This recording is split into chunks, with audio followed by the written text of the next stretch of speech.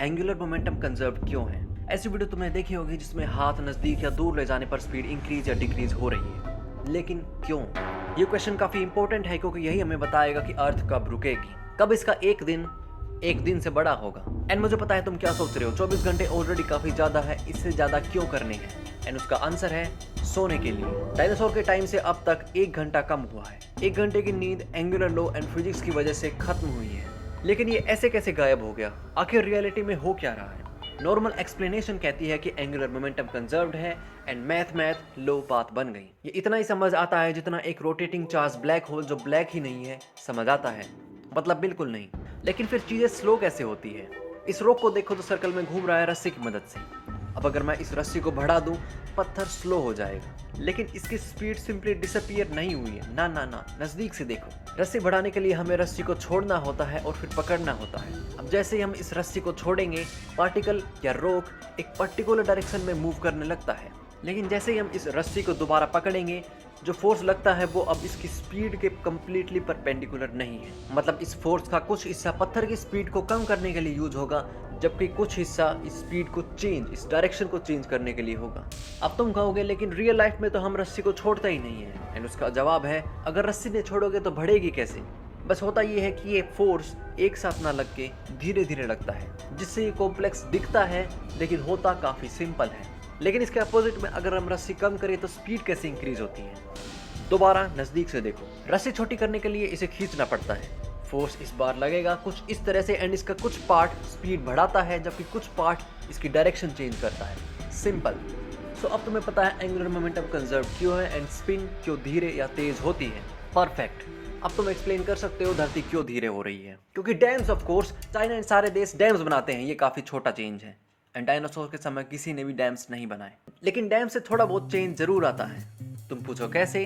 Well, सारे पानी को हम एक पत्थर मान सकते हैं क्योंकि इसके पास वेट भी है एंड मास भी। एंड ग्रेविटी को हम रस्सी मान सकते हैं जो पानी को अर्थ के सेंटर से जोड़े रखता है। सो जब डैम्स बनाए जाते हैं, यानी कि पानी को ऊपर ले जाया जाता है, तो स्पीड डिक्रीज होती है, कुछ रस्सी एंड पत्थर की तरह।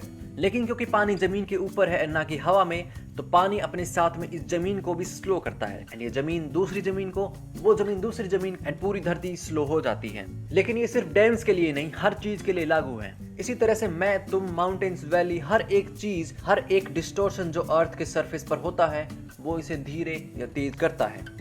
लेकिन ये चेंजेस नॉर्मली टेम्परेरी होती है। जैसे कि अगर तुम उछलो तो तुम्हारी स्पिन थोड़ी देर के लिए डिक्रीज हो जाती है, लेकिन क्योंकि तुम अर्थ से कनेक्टेड नहीं हो, तुम हवा में हो, तो अर्थ की स्पीड डिक्रीज नहीं होती है। Well, friction and air drag की वजह से ये चेंजेस काफी कम होते हैं एंड होने भी चाहिए, सिंस धरती को सिर्फ तुम हिला दो, इम्पॉसिबल। उसके लिए एक बहुत बड़ा मैसिव पत्थर की जरूरत है जो इसके दिन को 1 घंटे जितना स्लो कर दे। एंड आसमान में ऐसा पत्थर है, चांद। तुम पूछोगे कैसे? चांद कैसे धरती को स्लो कर रहा है, एंड वो भी परमानेंटली? एंड मैं कहूंगा गूगल करके आता हूँ। The next day. तो सारा फोर्ट ओशियन का है। कैसे?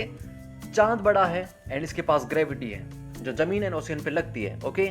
लेकिन क्योंकि पानी पानी है, वो ज्यादा पुल होता है जिसे हम टाइड कहते हैं। अब इस पुल के कारण जो टाइड होती है, इसकी वजह से अर्थ का थोड़ा सा मास जो कि ओशियन है, वो इसके सेंटर से थोड़ा सा दूर चला जाता है। एंड पत्थर और रस्सी के एग्जाम्पल की तरह इसके अंदर भी स्पीड डिक्रीज होती है। लेकिन तुम पूछ सकते हो पानी वापस भी तो आता है, तो स्पीड वापस बढ़ जानी चाहिए एंड सब कुछ टेम्परेरी होना चाहिए, राइट? लेकिन ये नहीं होता है क्योंकि चांद चोर है। वेल, चांद अर्थ की स्पीड से थोड़ा सा धीरे घूमता है। सो जब टाइड के कारण अर्थ का थोड़ा सा मास इसके नजदीक जाता है, चांद अपनी ग्रेविटी की मदद से इसकी एनर्जी चोरी कर लेता है एंड अपनी स्पीड बढ़ा देता है। इसकी वजह से होता यह है कि अर्थ की स्पिन थोड़ी सी डिक्रीज हो जाती है एंड चांद थोड़ा सा तेज। टाइड जाने के बाद जब पानी वापस आता है, अर्थ की स्पीड थोड़ी तेज होती है, लेकिन उतनी नहीं जितनी पहले थी, क्योंकि कुछ स्पीड चांद ने ले ली और अब तुम रात को कम सो पाओगे।